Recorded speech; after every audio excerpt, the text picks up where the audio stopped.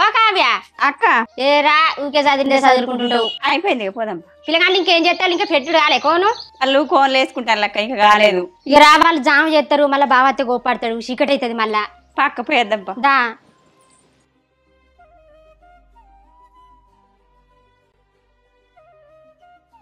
ఓ బుజ్జి ఆగే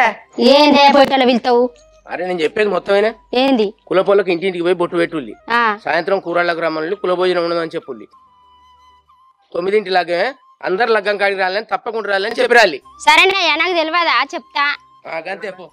ఆగో ఈ నచ్చిడు చెప్పురా అందరికి కార్డులు మిగిలిన ఇల్లుకి అయితే ఇచ్చినావా తమ్మి ఇచ్చాను మరి మాట పోతే దొరకదు నేనున్నా అందరికి ఇచ్చిన ఎవరన్నా అంటే నన్ను అడుగు ఓకేనా సరే తమ్మి